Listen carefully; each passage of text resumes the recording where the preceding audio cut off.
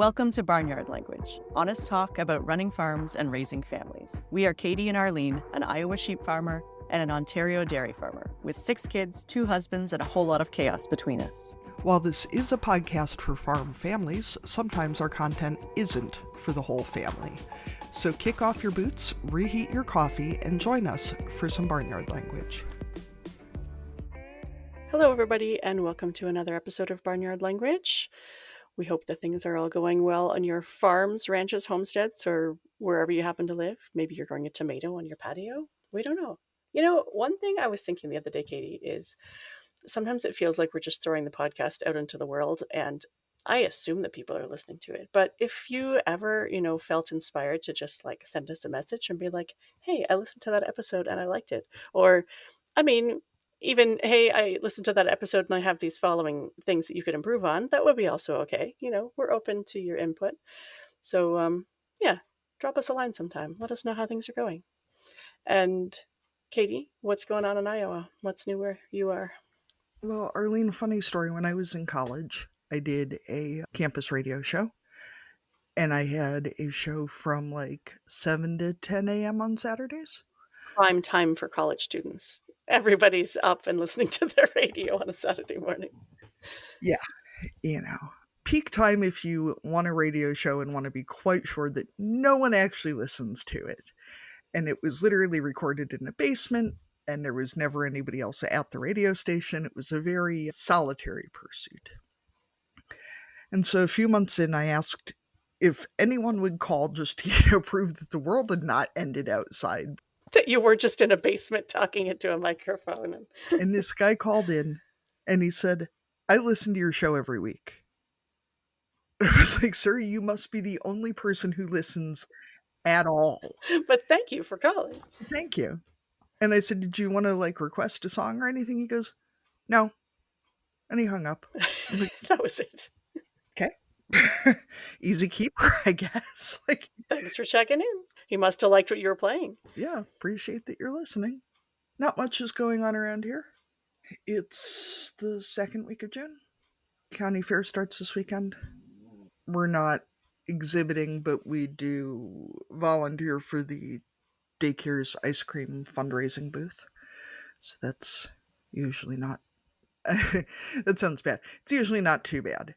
You scoop ice cream, people give you money. It's pretty straightforward. It seems like a thing that you could do. Yeah. It's a pretty small fair. Now, I feel like we've had this conversation before, but my impression is that fairs go a lot more days in the U.S. sometimes than the ones around here. How many days is your county fair? Well, and this is the funny thing, is that this fair is only 3 because it is technically... I think they take entries from this fair to the state fair, but I don't really understand how, because it is technically 4 counties. The town where the kids go to school, 4 counties meet in the corner, just at the edge of town. So this is the Big 4 fair, which is not really a county fair because it's not really one county. So the other county fairs are all a week long, but this one is only 3 days because it's 4 counties. So it seems like it should be a month long and not 3 days. A week is a lot of fair. I don't think I know any. Well, I guess there's maybe a few that might run from a Thursday to a Sunday, but I don't think I know of any that are more than 4 days, and most of them would be 3. I think Wednesday to Sunday is pretty typical, or Thursday to Sunday is pretty typical. But by the time you get set up and get torn down and everything, it's a week. Pretty generally. Most of our state fairs are 10 days or 2 weeks. It's usually Thursday to Tuesday or something for a state fair. The next Tuesday. Obviously. Other than that, we put new blades on the lawnmower this week. That's very exciting. And we got a swimming pool, and with our shallow farm well and the cows drinking water, it should be full in about 4 days. So is this a swimming pool that is big enough for children or big enough for adults? Oh no, we're talking 14-foot diameter kind of, we're going fancy. You're going for it. To be honest, I added up what a family pass at the pool plus driving to the pool plus snacks at the pool was going to run me and realized that just buying a bigger pool was probably. And then thinking about how many times you actually want to go to the pool in the summer, versus just be like, yes, go ahead, go in. Yes, I will. It's within easy eyesight of the house. The kids are signed up for swim lessons. I will, of course, also be supervising them so that they do not die. Yeah, yeah, that's supervision while swimming is a good one. Because I like them. And I mean, shit happens fast enough even when kids are supervised. That, but we're very excited about it. And I had a real moment of genius when the guy delivered it from Walmart, and I realized that my father-in-law was in the yard with the skid loader, and I had him unload this heavy ass box directly onto the loader instead of taking it out of the vehicle and then having to move it by hand. Right. And then you can move it to the exact location where you wanted to unpack it there. Yeah, yeah, it turns out this box weighed like 180 pounds. So it was very handy to be able to just put it straight onto the pallet forks. Other than that, not a whole hell of a lot. How are things at your place, Arlene? Things are going well. The grass seems to be growing like crazy, so there's a lot of grass cutting going on. We're at a bit of a pause on hay at the moment, so that is okay. Just waiting for some other fields to make themselves ready for cutting. Some spraying happened this week. I have a friend who does some catering, and so I'm sometimes her staff when she has an event. So I did a catering job with her on Saturday, and then my husband and I both attended our friend's auction. I think I mentioned before I was helping a friend do some. I'd spent just a couple of days. She was there for weeks doing a big sort in her parents' house. It was a multi generational home with a lot of things. And so we went to that to try and be supportive. I tried not to buy too many things. I didn't want to be supportive in the sense that I would acquire a lot of stuff that then my ancestors would have to deal with later. But I did buy a few useful items, some stuff for the kitchen and things like that. And it's always, I enjoy an auction, especially on a nice day. I'm a fair weather auction person. If it was rainy and gross, I probably wouldn't have stayed as long. But it's kind of interesting to see what other people think is valuable. And they hold something up, and I think, oh, well, that's not going to sell. And someone might, there might be a bunch of people who think that's the best thing ever, and then other things that I think, oh, that's definitely got some value, and you can't even get a bid on it. So who knows? It's all in the eye of the beholder, I guess. And my husband, Hugh, and I are actually going on a trip for a couple of days, or I guess 4 days total. We're going to he has a meeting in Thunder Bay, which is not a notoriously agricultural area. It's from the far northwestern part of Ontario, but he has a meeting up there, and I thought, might as well go along for the ride. So we're going to fly up there because it would be about a 16 or 17-hour drive. So that was not something that we wanted to do. And you have to, avoid moose and all of that kind of thing. So we're going to fly up there and see some farms. And I don't know what else. We don't really know what else we're going to do while we're there, but we'll figure that out. And yeah, so that's how things are. And then I expect when we get back, we'll be ready to do a whole bunch more hay. So a little vacation in the middle, and with our daughter and our usual staff and the boys after school doing all the chores, I'm sure they'll hardly even notice that we're gone. That's what I'm assuming. Is your daughter a harder taskmaster than you are? Depends. In her heifer barn, like with what we lovingly call the heifer hotel, where all the 4-H animals are, the floors are definitely always clean, and she has a chore chart for all the 4-H kids who are over there. But I don't typically have to do chores over there because I am not a 4-H member. So I think in her zone, yes, maybe not as much in the main barn because I think she does still respect my husband's seniority there. In the house with her brothers, she has lightened up a little. She's away, a few more months of the year. And so when she gets back, she doesn't have quite the authority over them that she used to. Plus, two of them are now significantly taller than her. So not that height is the only consideration, but she's not quite as bossy with the brothers as they were when they were younger. And they also, are more likely to do what they're told. Oh, they're sneaking up on you right now. I just saw one right out of the corner of my eye. Oh, yeah, someone is home today. Anyway, why don't we go ahead and invite our guest for this week to come on? All right, sounds good. Today, we are excited to be talking to Phoebe Olszewski, who is joining us from Ontario. And Phoebe, we start each of our interviews with the exact same question. So this is your intro to our listeners. So we always ask, what are you growing? So for farmers, that can usually include crops and livestock. But for other people who maybe aren't farming, it also includes kids and businesses and whatever else is growing in your life. So Phoebe, what are you growing? I love that question. Okay, so first and foremost, I am a mom. I am growing 3 children. I have a 6-year-old named Ruby and a 4-year-old son named Jasper, and I have a little 7-month-old baby girl named Marigold. I am also growing this business. It's called Slumber and Shine. I opened it just over 3 years ago. And in this business, I have the privilege of helping families help teach their children independent sleep skills so they can go from being very tired to being very rested. And so I am not a farmer.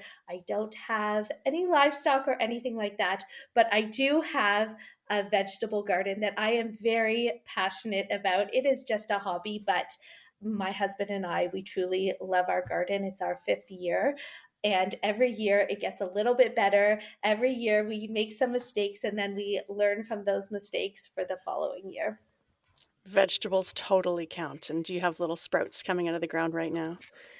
I do, truthfully, just a full disclosure, I usually start a lot from seed, but just this year with having an infant and a business and other children, I am doing a lot of seedlings this year just to make my life a little bit easier. But we do currently have some lettuce, spinach, and kale coming up.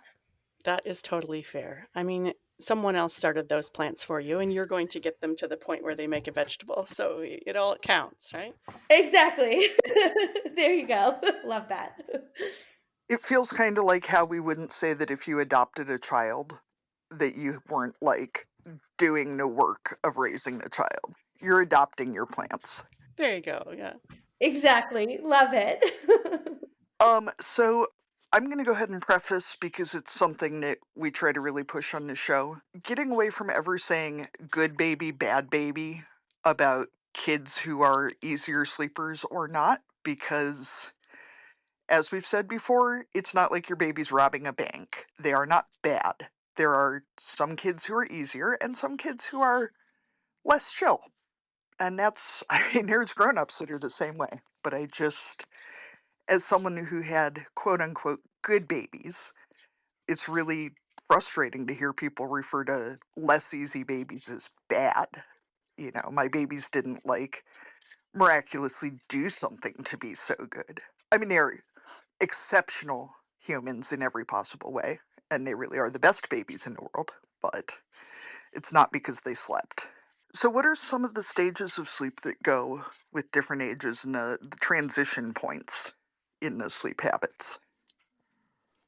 Great question. So we start out in the newborn stage, and that stage I kind of call it just I whenever I talk to a newborn parent, I just kind of call it survival mode stage, right? You have this teeny tiny baby that, has short, light sleeps, is up lots overnight eating, all of that totally appropriate, and you just kind of have to power through it the best you can, rely on people around you, do whatever you can to get rest when you can get it.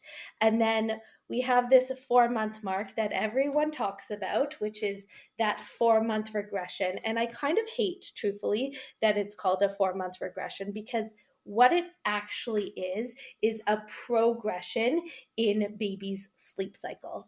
Newborns have a very immature sleep cycle. They have active sleep and quiet sleep and nothing else. And then once babies, full term babies, somewhere between 12 and 16 weeks, they go through a transition and their sleep cycle changes to look more like you or mine. So they have, light sleep, deep sleep, and REM sleep. And the reason why everyone talks about this 4-month regression is because once your baby goes through that transition, many babies start then waking up in between sleep cycles overnight looking for assistance to get back to sleep. So even though it's a major progression in their development, it can feel like a regression in terms of the volume of sleep you are getting and they are getting.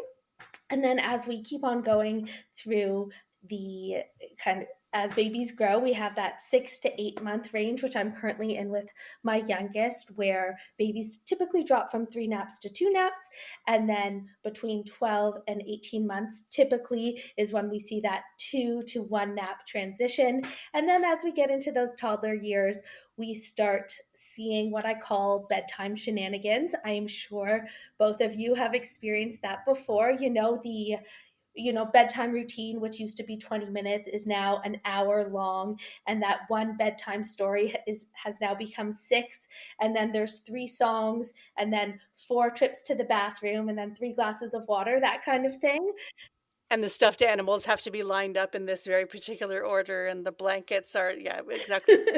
When you do something once, then it becomes a part of the routine forever. So that happens, I find, in those toddler years. And then typically, not always, every child is so different, but I do typically find that that last nap is often dropped somewhere between the third and the fourth birthday. And once that happens, it's a sad time for most parents, but once that happens, I do like to transition to a bit of a quiet time so everyone has, a little rest in the middle of the day, even if it's not sleeping, just to kind of chill out a little bit if that's what, the family is looking for. So I'm going to add a little regression of my own here and ask a question, which I realized maybe we should have asked first. So you said your youngest is 7 months. You, because we can see you and most of our listeners cannot, you look great. So are your kids miracle sleepers? Do you have like a miracle foundation skincare routine you'd like to tell us about? And also, how did you get into to sleep helping? How did you When were you awake enough, or is this driven by desperation from your own experience? So, I think part of the reason why I relate to my clients so well is because I used to be them. So, I come by this very, very honestly. My second child, my son Jasper, was a very, very challenging sleeper. And I hired a sleep consultant with him when he was 6 months old. And it was just because he didn't have independent sleep skills. Like that was it. I just didn't know at the time how to, I was so tired. My friends were telling me, read a book, Google it. I couldn't drive my car. I was so tired. It was COVID. It was COVID. I was up all day with my 2-year-old. There was no programming for her, and then I was up all night with my 6-month-old, and I literally couldn't function. So I hired a sleep consultant myself. She literally changed my life. Her name is Amanda Jewson from Baby's Best Sleep. She's wonderful. She changed my life in 3 days. He was sleeping so much better. We were both so much happier. It didn't just affect me, it really affected. He was always a sweet, happy baby, but he was much sweeter, much happier, and he was even a better eater. We were having some like weight gain issues and stuff. It all resolved once he started sleeping. And then about a month later, that same woman who I hired announced that her company was starting a certification program here in Canada for sleep consultants. And there wasn't a program here at the time. And I just kind of felt like it was a sign. And I did the certification program. I started it just a month or two after I finished working with her in order to learn this process and start my own business. And then my little one now, Marigold, she is a phenomenal sleeper, but it is not by chance. She is a very spicy baby. This girl, she will scream in half a second to let you know if she wants or needs something. But I did really practice what I preach with her in terms of, because I never wanted to get to the point that I got to with Jasper, not because I was doing anything wrong. I just didn't know how to do it in such a way where his sleep would, consolidate earlier and easier than so I kind of practice what I preach with Marigold, and she's a fantastic sleeper. But thank you. You know what the true secret is here? I have this big ring light that it takes years off my life. I swear, it makes my skin look great. We just need to walk around with those, I think. Yeah, I was wondering about that. I'm going to interject our one other refrain here, I think, that sleep deprivation is literally torture. There are laws against depriving prisoners of sleep. Because I think it's so easy to just kind of be like, oh, I haven't slept in da da da. And people are like, oh, just Google it. But I mean, it literally screws up your brain. Like, it's not, one night of bad sleep, 2 nights of bad sleep, fine. Past that, it is literally torture. Like, there's, I think people have no idea what that kind of interrupted sleep or sleep deprivation does to your body and to your brain. And I think that's a really important thing to center when we're talking about things like getting help with sleep, because it is crucial. I also find that there's this narrative that I see online so much that I absolutely hate, which is just kind of like it is a badge of honor to be tired as a mother. Do you know what I mean? That, like, oh, this is just part of motherhood, where yes, of course, motherhood is tiring, but you don't need to be sleep deprived, and you don't need to be sleep deprived for months and years. Of course, if you just had a baby, if your child is sick, there are going to be moments in time where your sleep is disrupted, but you don't need to suffer through months or years of feeling exhausted. That can change. There is support out there to make those changes. So when we're talking about this period of time when, like what some people call the regression, or when babies are starting to mature in their sleep habits, what are some of the things that parents should be doing to not get into that, cycle of being awake every hour, or where the exhaustion really starts to set in? And like you said, then babies aren't as happy either, because they actually need the sleep, they just don't know how to do it themselves. So, I want to caveat this by saying what I do with my clients is sleep training. It is not for everyone. I don't encourage everyone to do it. It's something that I only encourage you to do if you feel like how you are sleeping and how your child is sleeping isn't working for you.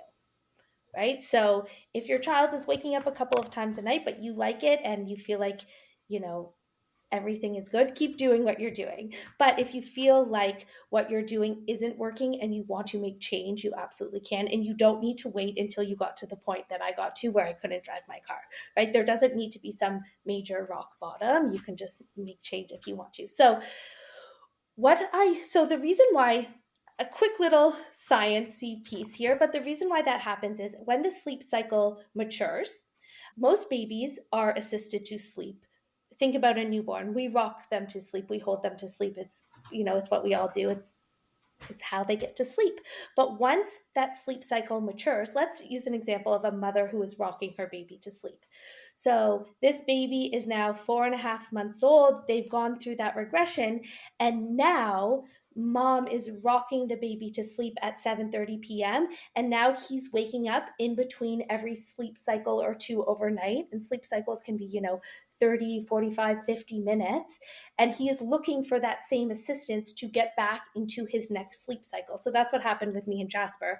I was nursing him to sleep at bedtime, and then it came about that I was nursing him every 45 minutes all night long to get him into his next sleep cycle. So what sleep training is, it's just removing the assistance to sleep at the beginning of the sleep opportunity. So once that baby is putting themselves to sleep at the beginning of the night or at the beginning of the nap, they will then be able to connect sleep cycles by themselves, because they're not looking for that tool, whether it be mom rocking or feeding or dad bouncing. It's all kind of the same. It's just all assistance. So once that is removed and baby can do it by themselves, that's when the sleep cycle connects. Are you a farmer or butcher ready to master direct-to-consumer marketing and meet success? The team at ChopLocal is standing by ready to help. Sell your meat on the ChopLocal Marketplace. Check out all their free meat marketing educational resources at ChopLocal University. Hire the team to help you out or tune into their new podcast called Meat Success. And remember, there's more than one recipe for meat success. Let us help you fine-tune yours today at ChopLocalUniversity.com. So I'm imagining that that's one of the main places where you end up helping families. But what are some of the other most common sleep issues that people contact you about? Because sometimes I think just like knowing that other people are going through the same thing as you are is a big piece of it, right? Like the kind of your top 3 or 4 like help. I need help with what's going on in my house. So, yes, the main one would be infants 4 months and older who are being assisted to sleep. When I'm talking with younger, parents of younger babies, newborns, it really is that. It's that, this is normal, this is to be expected in newborn sleep. Here are some strategies you can implement, not sleep training, but just kind of like best sleep practices for sleep, starting a routine or, giving full feeds during the day to help with nighttime sleep, things like that. And then once we get a little bit older, the main kind of issue that I find most parents call me with is some form of co-sleeping when they don't want to be doing it. There's nothing wrong with co-sleeping. If you love co-sleeping, great. For some parents, it doesn't work because they don't sleep well or their child doesn't sleep well or both. So that would be like, a 3-year-old whose parent, it's usually a slippery slope, right? The parents started sitting beside their kid's bed and then lying with the kid until the kid fell asleep. And now they're just sleeping in their kid's room every night and they don't want to be sleeping in their kid's room, but they don't know how to get back to sleeping in their own room, things like that. Or another big one is really long bedtime routines with toddlers and preschoolers where the parents just feel like the actual process of getting their child to sleep is kind of out of control. Yeah, those sleep routines that you started out, like we said earlier, you started out with good intentions, like we're going to have a bath and read a book and then go to bed. But then that, yeah, like you said, that turns into, an hour-long song and dance. So how does working with a sleep consultant actually work on your end? Like, are you coming into people's houses? Are they talking to you on the phone? Do you just like, can they send their kids to your house and you put them to bed? Like, what does it look like?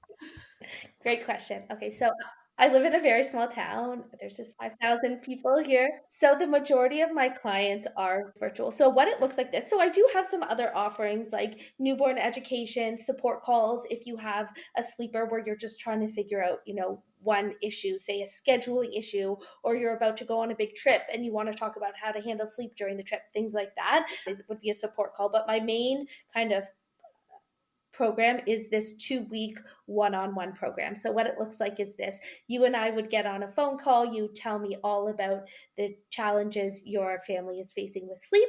I would let you know why what's happening is happening, and I'd let you know if or how I can help you based on what you're telling me. I help families who have behavioral sleep issues. So if it is a sleep issue that is medical, that is not for me, that's for a doctor. So once that happens, if you're like, this sounds great, I'd love you to help me, what I would do is I'd send you a very long questionnaire so I can get all the nitty gritty details, not just about your child that is struggling with sleep, but also about your family's routine, your schedule, what you're looking for in terms of their sleep. So I can actually make a plan that is tailored to you and your family, right? So if you are, working late nights, or if, different seasons come with different schedules, I can make a plan that's appropriate. We would either get on a video call, or if you do happen to be local, we would get together in person. I would walk you through the plan. It takes about an hour. And then that night we would implement the plan and you and I would become besties for a few weeks. That is the best way to describe it. I do a lot of my support, truthfully, just over text messaging because it is instantaneous. And I kind of walk you through the program for 2 weeks. It does not take 2 weeks for independent sleep skills to be learned. I find the actual skill is learned quite quickly in the first night or two, but it does take 2 weeks to get into a new routine and habit and pattern when it comes to sleep. And I also, we do phone calls, video calls, things like that, but a lot of the in the moment support is over text message. So you're actually potentially text messaging someone at 2 in the morning. No, I'm sleeping at 2 in the morning. Okay, I thought maybe you were, because I was like, then how do you sleep if you there's a deadline. Yeah, I am not superwoman, and I also have 3 children and very much value my own sleep, as you can imagine. So I support you over text message at bedtime until your children fall asleep for the first 2 nights, and then but then once they go to sleep, we all go to sleep, and then again in the morning, and then after that, it's more just like during the day. The first 2 nights of bedtime, truthfully, is the most challenging part of the process, and that's why I'm kind of with you minute by minute at that time.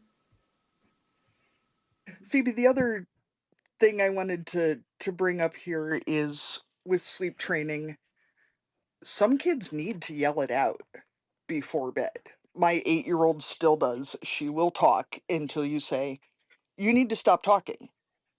And then she will just roll over and fall asleep, but it's like she still just has that energy. And as a baby, we had to sleep train her because if you were still there feeding into that energy, she wouldn't stop. There was no point where she would stop engaging. And when we started sleep training her, the first night it was like 10 minutes of screaming, and I was just like, oh my God, like, we're never going to sleep. This is horrible. I had just gotten pregnant with our son. My kids are 16 months apart. So we were very much like, of course we can go totally by whatever schedule you want, baby. Anything you want. You want to be up all night? Fine, we can do that. And then I got pregnant and I was like, no, fuck no, kid. I'm going to sleep.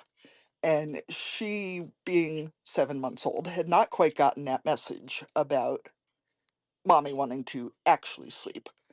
And it was astounding how fast it went from 10 minutes of screaming to like 30 seconds of screaming. And it wasn't even, I mean, it wasn't angry screaming at all. It was just getting that energy out. And then she would just pass out. I mean, even as a teeny baby, she would rock back and forth and kick her feet from side to side for a few minutes just to burn that last little bit off. And I think I'm, I just really want to normalize that some kids and some adults just have that last little bit they need to get out, because I think there's such a thing about it being quiet for 2 hours before bedtime and so calm, and some people's bodies and brains just don't work like that. It's actually really common. At my house, I call it the kooky hour. And there's this hour before bed where my 4 and my 6 year old are wild. And there is actually some research that shows that busyness, exerting your body, moving around lots, being really loud, actually helps. Not everyone, but it helps some people sleep. But also, we all have strategies that we use to put ourselves to sleep, right? So for some kids, that might be talking to themselves or singing themselves songs before they go to sleep. Yes, on the first night of sleep training, especially with a 7 month old, I would expect there to be some screaming, right? We are taking away the assistance that she's used to having in order to put herself to sleep. And we're saying, figure this out without our assistance. That doesn't need to mean without any comfort. We can give hugs and kisses along the way, but we are not going to give that tool that baby is looking for, right? That can be frustrating. That can be challenging. So, yeah, 10 minutes of screaming at bedtime on night one. I wouldn't expect it to last for many nights, but it's not unusual at all, right? Kind of to be expected. But just the idea that we all have tools, right? Like I sleep with a pillow in a very specific way. I like to have the window open. I don't like white noise, right? Like we all have like a combination of things that works for us. And when we're working with babies and toddlers and young children, it's just them finding what strategies work for them.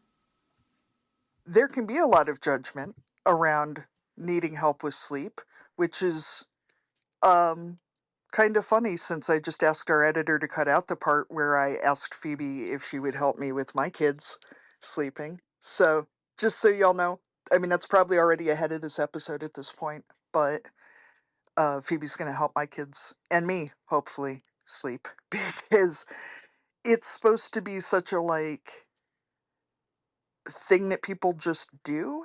And certainly by the time you're an adult, it should be easy to have happen. But if you know any humans, it certainly seems to be a pretty common problem, especially in our society and our culture, and everybody's busier and harder to deal with. Um, when is the right time for people to reach out for help with sleep, Phoebe? And how do they? I imagine that with things like sleep training versus not letting them cry it out versus, whatever the different methodologies are in that, how can folks find help that is going to work for them?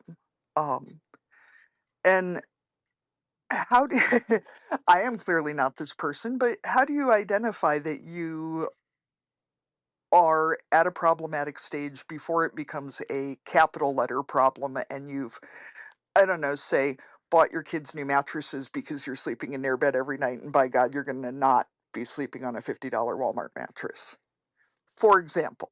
Not speaking for myself, but I have a friend who had to buy their kid, not me, somebody else. Okay, good question. So, honestly, I feel like there is no magic. I get this question in on Instagram literally every day. Like, what is the perfect time to do this? There is not a one size fits all answer here. As we know, from being mothers of multiple children, not every child has challenges with sleep, and even if all of my children had challenges with sleep, but it all happened at different stages for them, right? It's not a, every baby stops sleeping at 4 months old, or every toddler starts those bedtime shenanigans at 2.5. It's not the case. So whenever you feel like what you are doing isn't working or isn't sustainable, I would say that's probably a great time to reach out.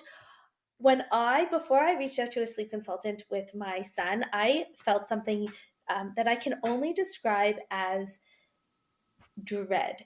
As we got closer and closer to bedtime every night, my anxiety would increase because I just had no clue how the night was going to go, if I was going to sleep, if he was going to sleep. And now, so obviously, I've done this with hundreds of families, that kind of feeling of anxiety as nighttime creeps closer is a really common thread that I hear with parents. So if you are feeling that, reach out to someone for help. You don't need to go through that alone. And in all likelihood, the sleep disruption that you're currently experiencing is something that can change. On that note, Phoebe, do you have any specific advice for people who you've got three, more than one child? Because it's, I'm not going to say it's easy, but it's easy enough to think like we're going to get this baby to sleep. But then when baby wakes up toddler, or you've got, multiple school age kids who are feeding off of each other. And, we're recording in May. This episode will probably come out in June. Like, this is a really busy time of year for our farm families. Like, if you've got one person at home putting kids to bed, you're actually even ahead of the game, because sometimes they're falling asleep in tractors or in the milking parlor or wherever they happen to drop at the end of the day, because people are working long hours. So especially if you're a solo parent trying to put multiple kids to bed, what are some of your tips for people in those types of scenarios? First things first, I want you to give yourself grace. Bedtime doesn't need to be this long drawn out thing, and it doesn't need to be. I always say to my clients, bedtime doesn't always need to be magical, it just needs to be manageable, right? It just needs to be a part of the day. And especially, I solo parent often as well. We live 2.5 hours outside of Toronto, and my husband is often in Toronto for work. And I'm also very busy with my clients in the evening. So, 3 kids and clients during bedtime can make it very, very busy. So, I just want you to go into it thinking, I'm going to get through this. It doesn't need to be this long drawn out process. It doesn't need to be this, you know, big special experience. It can just be bedtime. And there's a couple of strategies that you can use depending on the age and the stage of your children. You can kind of do it one of two ways. One, you can consolidate wherever you can, or two, you can stagger. So with my three kids, I'll use them as an example. I do both. So I stagger my baby from my big kids and I consolidate my big kids. So when I am solo parenting, my 7 month old has a 3 minute routine because that is all I have capacity for in those moments, right? So I change her diaper, put her pajamas on, put her in a sleep sack, and sing Twinkle, Twinkle, Little Star. That is the whole thing. It takes me 3 minutes. I skip the bath, I skip stories. Like, I don't have capacity, and that's okay. All what a routine does is it is a signal to your baby or child that sleep is coming. So all she needs is that signal that, okay, now I am supposed to sleep. So that 3 minute routine does it. And then with my big kids, I consolidate. So we do stories together. We do, we brush our teeth at the same time. We kind of like do those things together. So I'm not doing one and the other and making the process really long. You can keep your routine simple. It doesn't need to be long and drawn out. Also, if you know that a busy season is coming, that's okay. If you can try, and if, let's say, bedtime routine is really long or really challenging now, try and work on it before you enter that busy season. It's just going to make the busy season easier. And also, be creative. If you know you're going to be, what I do with my kids, if I know we're going to be out late, you know what? I bring their pajamas. I put them in their pajamas. If they fall asleep on the way home, great. I transfer them home. We don't even do a bedtime routine that night. You know what? It's funny that you said I had a client this time last year. I worked with her for her twins and her son, so with all three of their kids. And her son was always falling asleep in the tractor, and that's okay. We just transferred him to bed afterwards. If you know it's going to happen, that's fine. Every night does not need to be the exact same. And especially, I know you were talking about, timing, like you want that time with your kids. I don't think you necessarily need to focus on bedtime being at this exact same time every night, more so that the consistency comes in with what those final steps are before you go to bed. If at one night it's different on the clock than another night, that's fine. That makes a lot of sense. So, when we're talking about families with changing routines and older kids, younger kids, that kind of thing, are there tools that you use to kind of, I mean, white noise is one of them, but like when you've got potentially kids sharing rooms or, in old farmhouses where there's lots of noises that are transferring between places, what works in terms of, or, you maybe still have a, even a baby that is waking through the night. How do you, I don't want to use the word protect necessarily, but how do you help the other people in the house not all also be awake when other people are? That is a great question. Truthfully, I find, especially when it comes to working with families with multiple children, one of the main reasons people say they hesitated to reach out to me is, for example, they think when I'm sleep training my baby, it's going to wake my toddler or my older child. I find, even though it's almost always a concern, it's very rarely actually the case. We are used to hearing noises when we sleep. White noise is a great tool because it gives our brain a sound to focus on when we're sleeping. So it doesn't necessarily take away the other noises, but it makes them less likely to kind of wake us up. Also, just having like a sleep environment that is conducive to sleeping. So a cool room, a dark room, white noise, things like that. But I wouldn't say don't work on these skills because you're worried about sleep disruption with the other members of your family. Because if there is sleep disruption, it is likely to be just on that first night when that child is learning that skill. It's not likely to be long term. But when it comes to, just the world and noises, there are no, there's not much you can do. And you would be surprised how much your children can actually sleep through once they know, or if they know how to sleep. So, Phoebe, speaking of sleep tools, you just mentioned white noise. Are there, how do you balance sleep tools that are really helpful with not making such a specific environment that nobody can sleep without their things? And I'm saying this as someone who had to leave their weighted blanket at home and is struggling without it. I do normally I have one of those Hug sleep pods, the sort of stretchy things, which does help, but I forgot it at home, which did not help. Um, what are some physical sleep aids like that you've found really helpful? Um, is there anything you recommend, both for kids and, I don't know, adults who might be struggling? You know, also for a friend, not me. So there are, when we think about sleep, I want you to think about the environment in this way. A good environment, I don't think of white noise as a sleep prop the same way I would think of, you know, feeding or rocking your baby to sleep as a sleep prop. White noise, or a dark room or a cool room, that is just creating the ideal sleep environment. Those things are not forcing or getting your child to sleep. It's like having a comfortable bed, right? Like, sure, you could sleep on the floor if you were tired enough, but let's assume that a bed is more comfortable, so we'll go with that.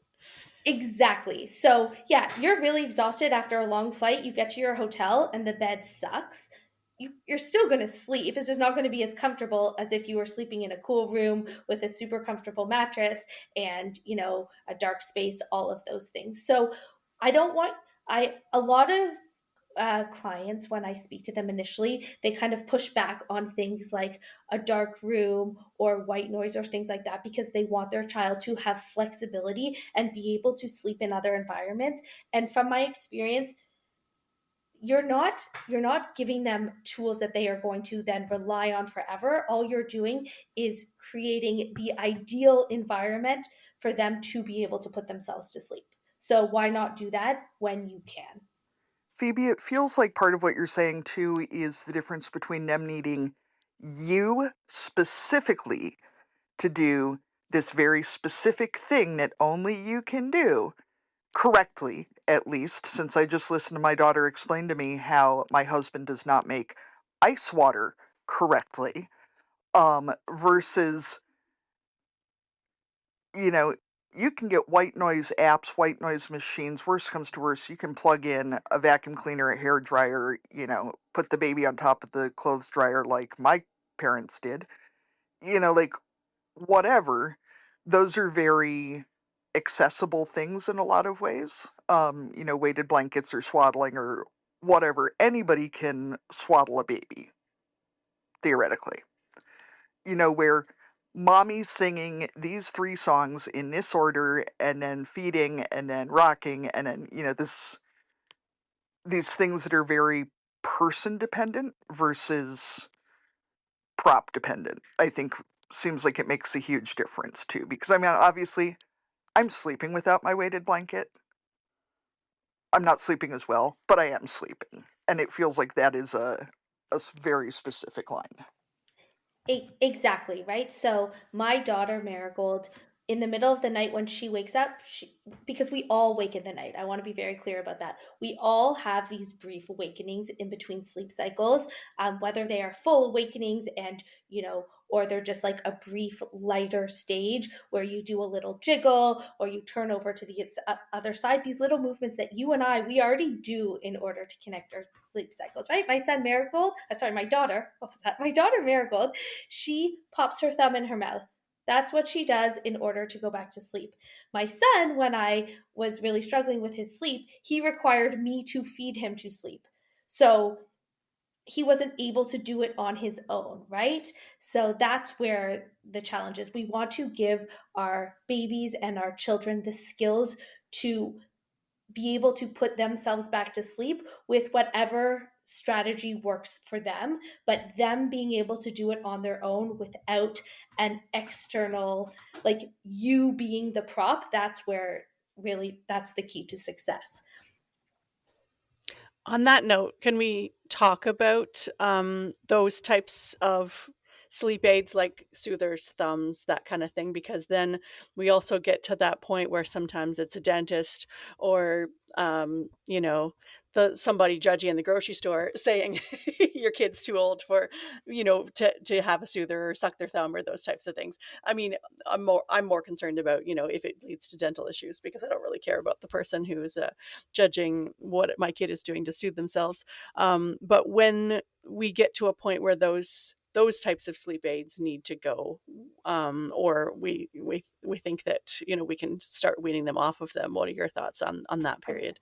Great question. I'm glad you brought up the soother because that is a tricky one in the sense that I know this seems wild, but I would actually not consider thumb sucking and using a pacifier as equal. And that is because pacifier use can actually still cause sleep disruption in the night because of a couple of reasons. One, some babies can't put the pacifier back in. If they can't put it back in, you're going in the room and popping the pacifier back in. No one's sleep has consolidated.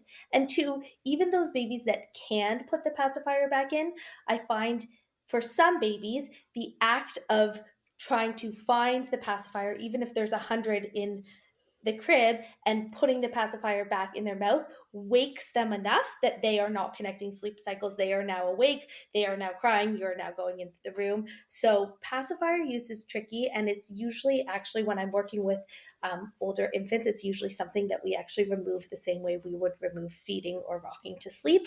Obviously, it's case by case, but it is usually something I remove right from the get-go. Thumb sucking, yes, it's a little bit different because the thumb is always there. Babies can do that in their sleep. But yes, it can become problematic. And I find often at that 12-month mark, doctors are often recommending that we stop. So when it comes to removing these habits, like for example, thumb sucking, or some kids, chew on a blanket or chew on their sleep sack. We need to be careful when we're removing them because these strategies are serving a purpose for those children, right? They are using them to calm, they are using them to regulate, and it's how they are putting themselves to sleep. So with thumb sucking, I do find that it often just goes away with age. But if it doesn't, my suggestion is to kind of remove these things gently. If we put too much pressure or shaming around them, that usually backfires because it increases the child's anxiety, which then makes sleep more challenging. So I do like to, if the child is at an age where they can understand, I do like to swap out. So maybe giving a lovey that they're not going to chew on, or you know um, teaching your child, how to breathe deeply, or doing a kid's sleep meditation before they go to sleep, something else that kind of gives them that same kind of calming, that helps them calm the same way. But for thumb sucking in particular, there are some things you could do. You can, put a special thumb sucking glove.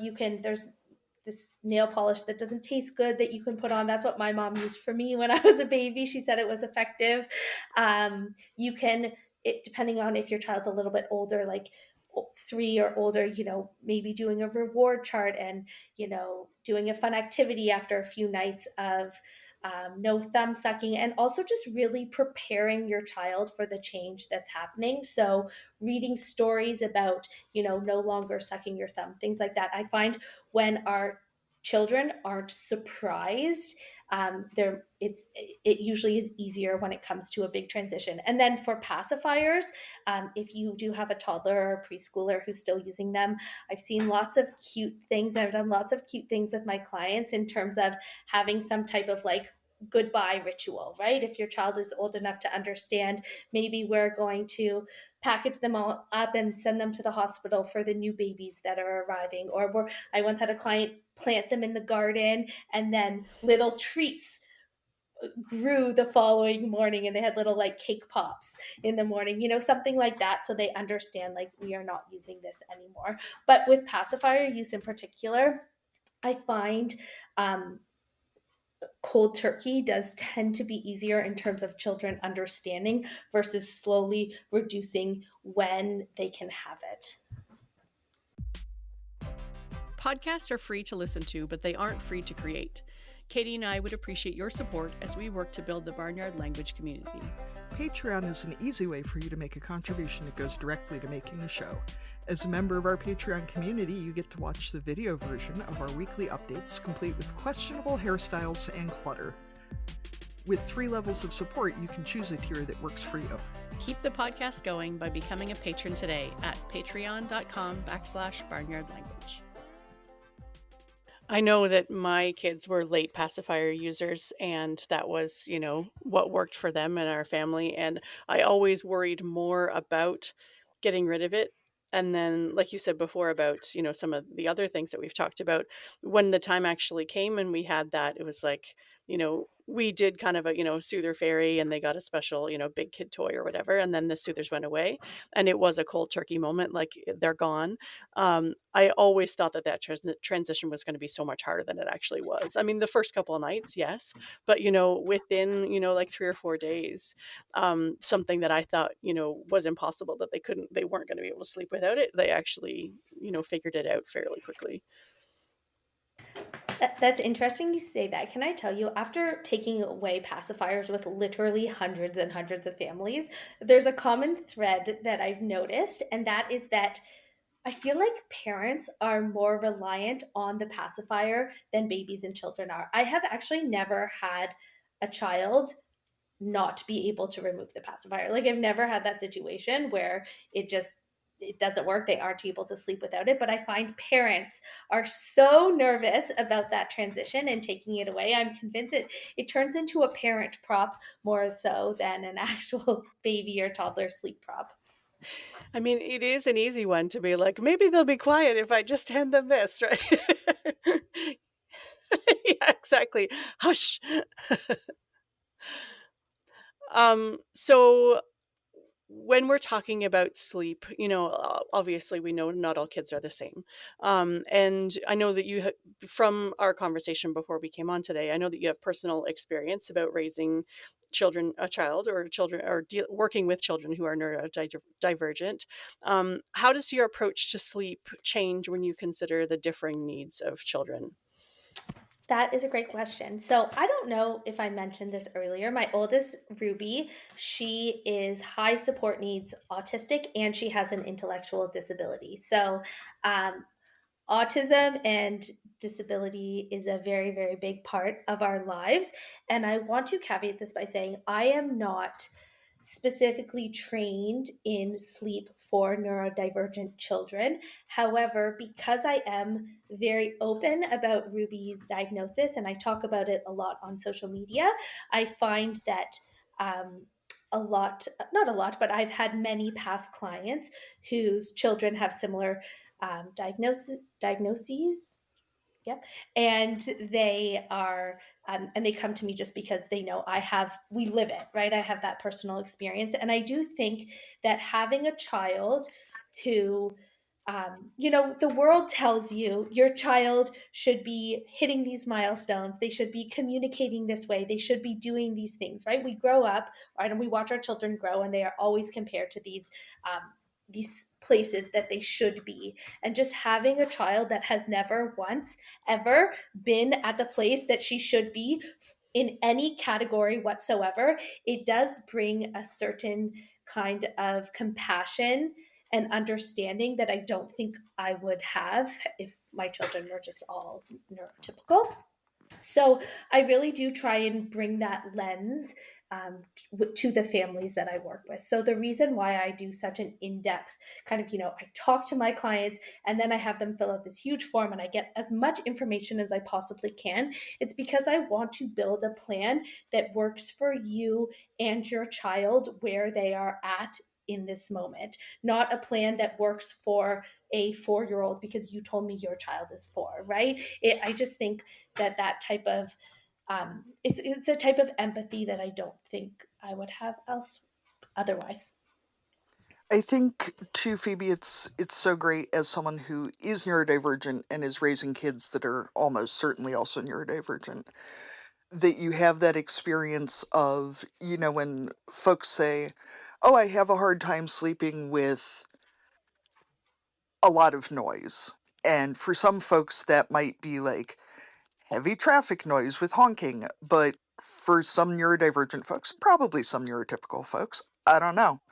Um that could be a fan that squeaks. Like the level of distraction or the level of discomfort or whatever that it can take to throw things off can be very different. I mean, for all people, but I think especially being cognizant of that with neurodivergent clients, that can be something that might sound ridiculous to other people about, like, oh, this fan makes a weird noise, I cannot sleep with this on. That may well not be an exaggeration for folks, that this one very small thing might be a serious problem. Absolutely. All of our sensory sensitivities are different. And in my personal experience with Ruby, I have a child who has extreme sensory sensitivities, but also does not have the communication skills to be able to tell me what they are. So I do kind of sometimes feel like a bit of an investigator to try and figure out exactly what's going on. But yes, of course, I am, cognizant of those things. And that's really where, when it comes to teaching independent sleep, yes, there are some practices about independent sleep that we need to kind of honor in order for the process to work, right? But where it's going to differ is in all the other aspects on how we can make it work for your child and what your child needs. Just because we have different levels of, Ruby has these challenges, but that does not mean she can't be a great sleeper. She is a great sleeper. Just our path to getting her there looked a little bit different than it would for some other people. So we touched on this particular topic earlier, but it is one of my least favorite milestones. It's the dropping of naps, because once you feel like kids change so much in those first few years, right? We all know that, but you feel like you figured out, like, okay, they have 2 naps a day, and I can kind of guess when they're going to be, or I'll drive during that nap, or like this one, maybe I'll try and get home and they can nap at home and I can have that time. But when kids start to make those adjustments and drop those naps, it can be really hard on them, because, they're getting sleep at different times and we're not always reading the cues, maybe. And it can be hard on parents because they've gotten used to a particular, maybe a break, or, that time when they can spend with an older sibling or something. So do you have any advice for parents on that nap dropping time, and how to deal with it, both emotionally, and to help our kids through those times? I remember those days where, when they're dropping that last nap, and it was like, how much do I want to suffer, right? Because if they napped, they stayed up till like 11 at night. But if they didn't, everything from 5 p.m. onwards was horrible. So it's like, what do I want today? Which particular kind of torture is it that I'm prepared to deal with? Yes, this is the least enjoyable transition. So, great questions. Just to give some background, typically this change happens and most children drop their nap between their third and their fourth birthday. Of course, that's not always the case for every child, but that's the most average.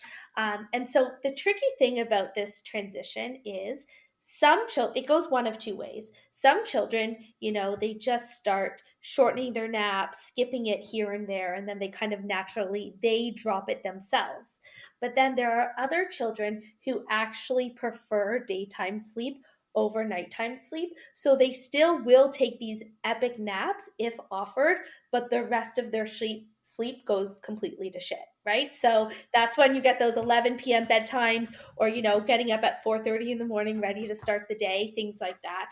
So those families, I feel like it's harder because what we have to do is we have to physically remove the nap in order to preserve the nighttime sleep, and that can feel really hard when you have a child who's going to bed so late to, actually not offer the sleep that they're willing to take. But so either way, I do like to make this transition to a quiet time if it works for the family and for their routine and their schedule. I find it's nice not just for parents but for kids to have a little bit of a kind of a recharge in the middle of the day, even if it doesn't involve sleep.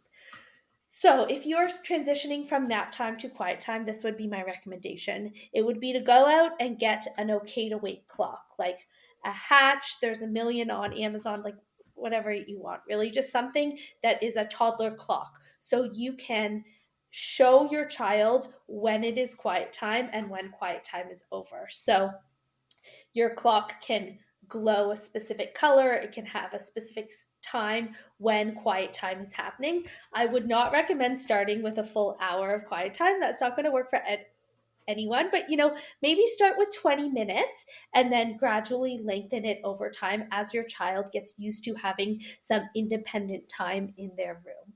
So if you find that your child is having a hard time, staying in their room and engaging in that quiet time, you could put together a quiet time basket, maybe, some sticker books or something that seems high value and really exciting for your kid, but is only brought out during that quiet time as a way to kind of teach them that this is your time to have some individual play that's, that a parent isn't needed, that's not super, loud and rambunctious, that's just more of a little bit of a chill out. And another aspect to this that can be really helpful is also mirroring what you want your child to be doing. So if you want your child to be having some quiet time in their room, maybe during that time, if you can swing it, you're going to read a book on the couch for 20 minutes to just show them this is when our family is relaxing and recharging. If you have a kid, though, who you're trying to keep from napping, how do you institute quiet time without that then being okay? No quiet time for you. No, Keep no, moving. no quiet time. No quiet time if you're trying to skip the nap. If you're trying to skip the nap, keep them busy, keep them entertained. Do not put them in the car to drive somewhere at 4:30. That is not going to work. You are going to get a nap. We're gonna walk to the grocery store, even if it's miles away. Or even just while you're instead of going from napping for 2 hours to cold turkey, I would cut it back. So I would do a little bit with a 1 hour nap, cut it back to a 30-minute nap. You could even just, if your child will fall asleep in the car, go run an errand around noon that's 20 minutes away. So they get that little cat nap. It's enough to kind of reduce that sleep pressure, but it's not 2 hours of recharging. So you're just kind of like reducing that sleep pressure a little bit so they can make it to bedtime. That makes a lot of sense. So we asked our listeners for some sleep questions, and a lot of them we've actually covered just over the course of our conversation. But one thing, now this is related to adult sleep, which I know you said you're not qualified to really talk about, but I think it qualifies for kids too. Can you actually catch up on sleep? Like if a kid's had a rough night, or an adult, any of us, does sleep catch up? Like, could you sleep longer the next day? Do you find that actually works or not really? So, in the short term, it does work a little bit. So, if your kid skipped their nap and they need the nap, yes, you can probably just give them more nighttime sleep or a longer nap the next day. But it doesn't really work if you have weeks or months of sleep debt. Catching up on that, it doesn't really happen. But in the short term, yes, if your child had a late night, giving them more sleep the next day or offering more sleep the next day can be helpful. We had a question too about healthy sleep hygiene. Now, this was related to parents, but I guess, like you said before, if we're modeling what we want our kids to do, what are some healthy sleep habits, in terms of like the going to sleep or like in the hour or two before we go to bed? Although sometimes that's like walk in the door and fall into bed depending on the day. But what are some sleep hygiene habits that we should be modeling? Great question. And you know what they are? Good sleep is good sleep, and good sleep hygiene is good sleep hygiene. So I would recommend no screen time in the hour before bed. That blue light from the screen mimics the sun. When we are exposed to the sun, it prevents our body from producing melatonin. We need melatonin to start producing an hour before sleep onset. So if we're watching screens very late, it's going to likely increase the amount of time before we can fall asleep. If you are watching screens late at night, if you're working late at night, which I often do, I wear blue light glasses to help, prevent that blue light from messing with my melatonin production. Also, just having a great sleep environment. So a cool room, a dark room, white noise if you like it. If you don't like white noise, don't use it, but just having that environment. And then also having a wind down routine ourselves, right? I like to read in bed for 30 minutes before I go to sleep, something that's a little bit kind of more calm, more relaxing, before going to sleep. What about when you have multiple kids who have very different sleep requirements or maybe energy levels? We had someone ask about a tired mom who has two kids. One is a deep sleeper, and the other one is an Energizer bunny who hates to sleep. Call me. To be honest. Jokes aside, truthfully, I would need to know details about that Energizer bunny in order to really give advice. From experience, though, I find most parents who tell me that their child, is an Energizer bunny, doesn't like to sleep, wants to stay up all night. Usually it's just because that child doesn't actually know how to settle down and put themselves to sleep easily. Usually it is a behavioral kind of thing. And so that's something we can definitely work on if I knew the details. With that being said, of course, every human has their own individual sleep needs, right? There are some 2-year-olds that need 12 hours of sleep in a 24-hour period. There are some 2-year-olds that need 14 hours of sleep in a 24-hour period. Of course, their schedules are going to look different based on what they need. But with that being said, it sounds like it's likely a behavioral challenge here. What about those kids who are super early wakers? I know I had one for years that,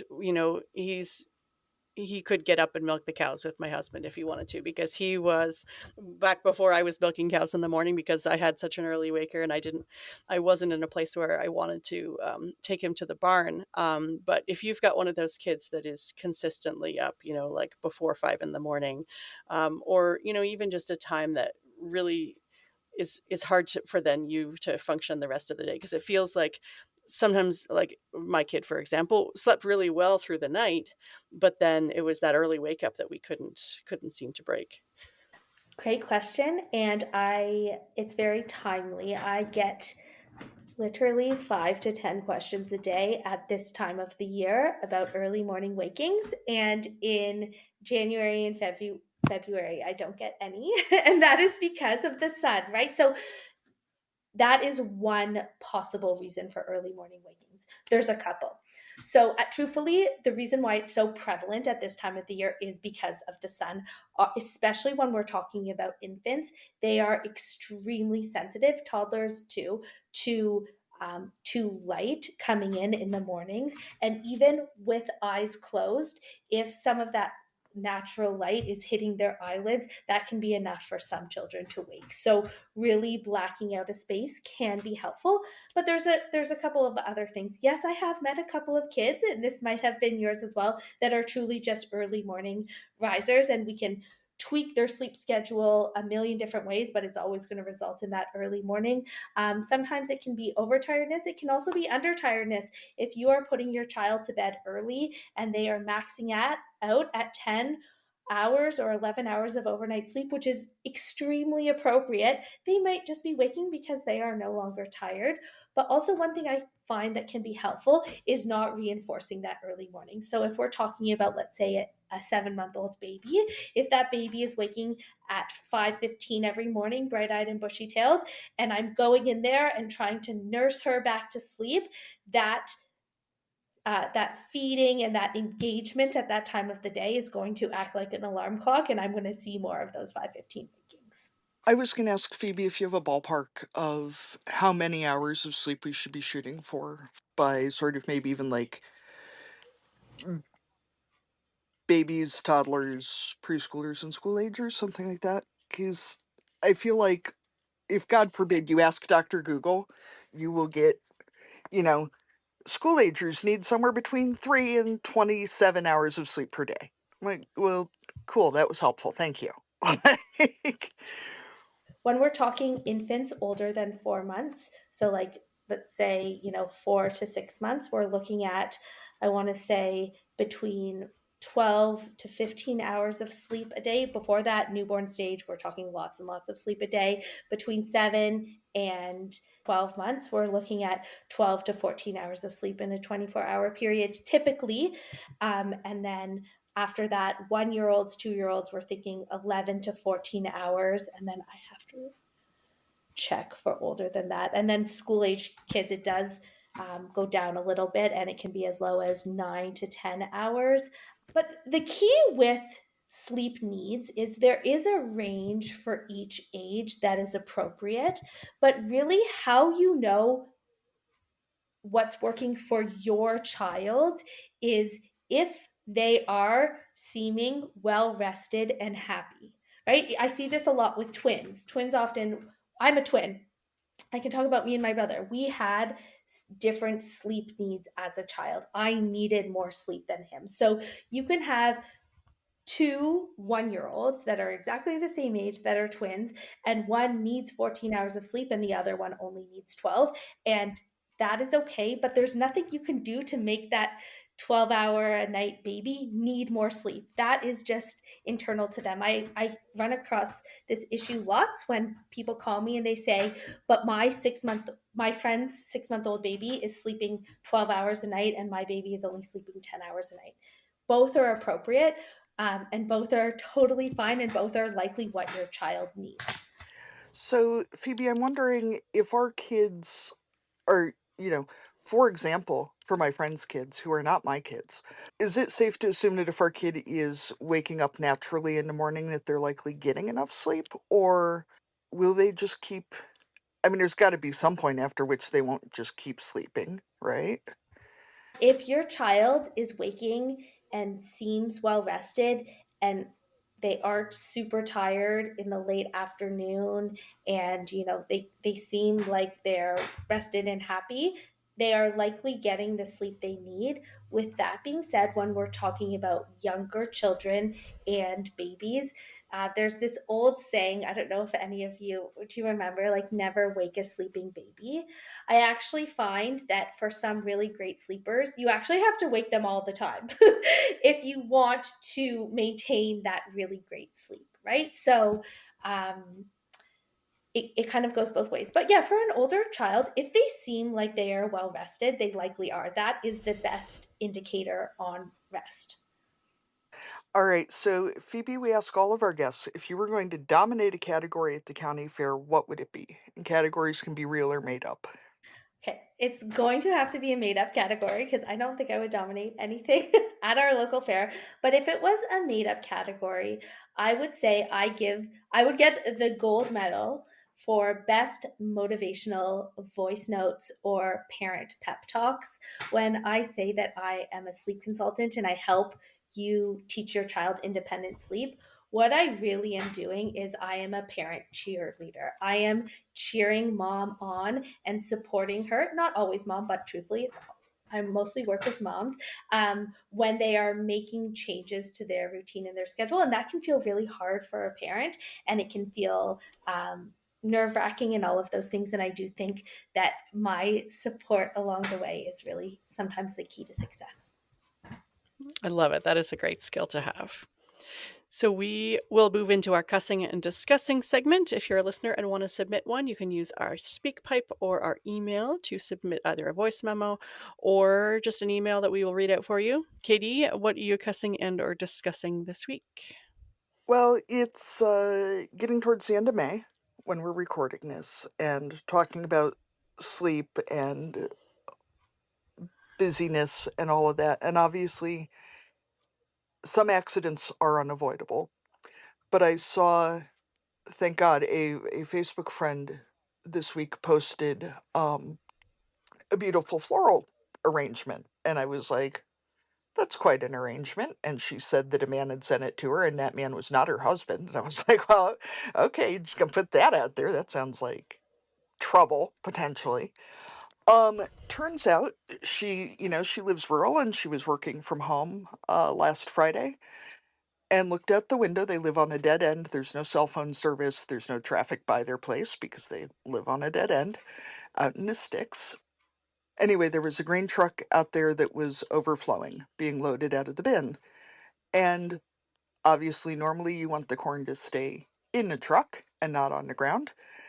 And so she saw this out the window and she went noodling across the road just to see what was up.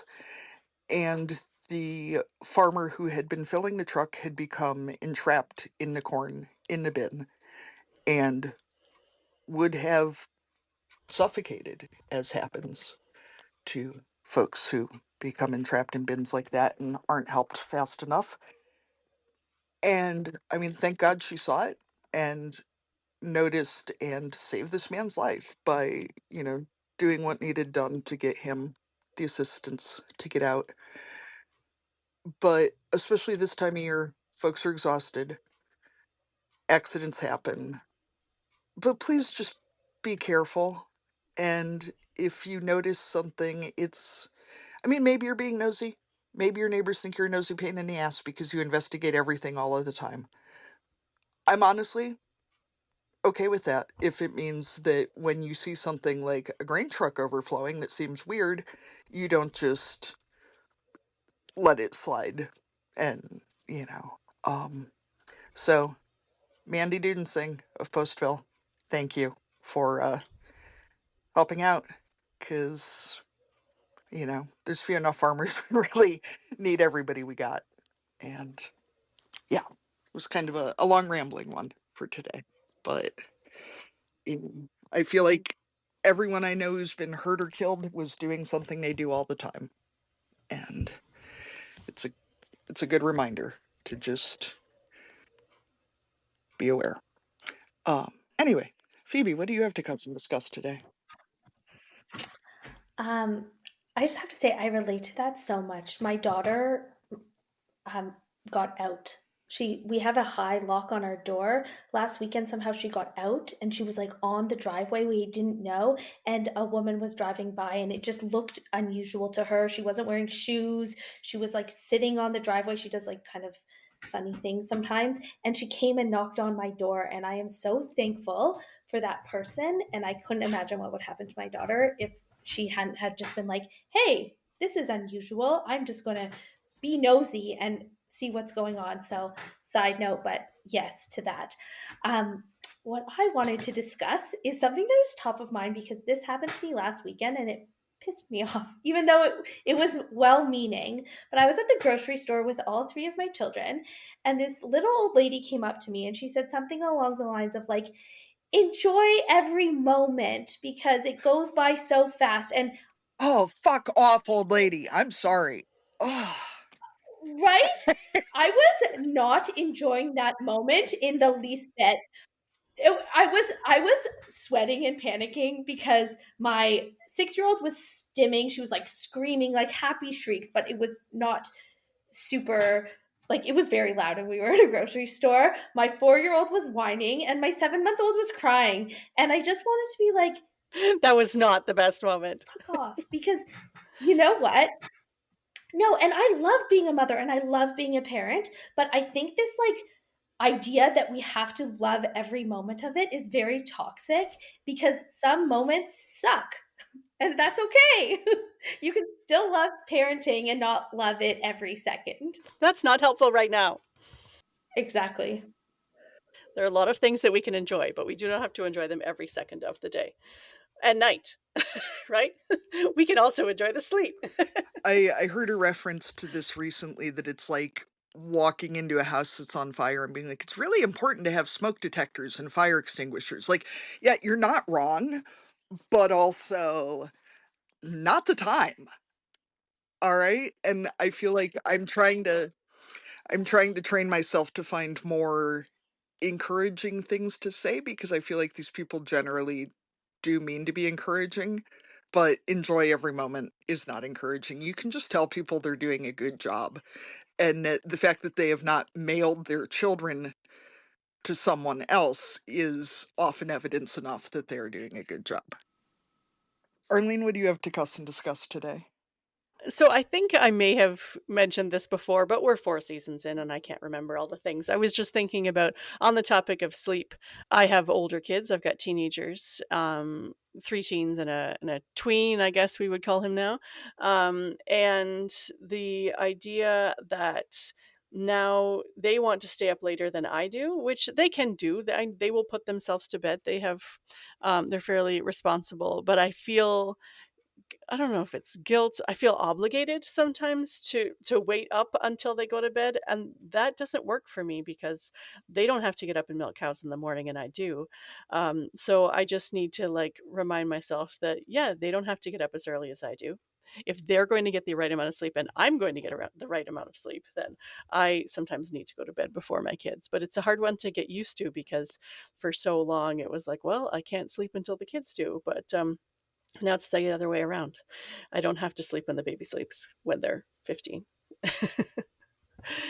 So we want to thank you so much, Phoebe, for joining us today. If people want to find you online or use your services, where should they look you up? It was my absolute pleasure to be here. This was so much fun. If you want to find me, my website is slumberandshine.ca or DM me on Instagram. My handle is slumberandshine. I'm really active on there. We can always get on a quick discovery call, which is a totally free, no pressure call where we just talk about what sleep challenges you're facing, and I can, let you know if or how I can help you and what that would look like. Also, always happy to chat over DM. Perfect. Thank you so much for joining us. It was great to meet you. Thank you. You too. Thank you so much, Phoebe. Thank you for joining us on Barnyard Language. If you enjoy the show, please support us on Patreon with a donation. Big thanks go out to our show editor, Krista Paffrath at the Rural Podcast Network. Please rate and review the podcast wherever you listen and follow the show so you never miss an episode. If you want to connect with other farming families, join the private Barnyard Language Facebook group.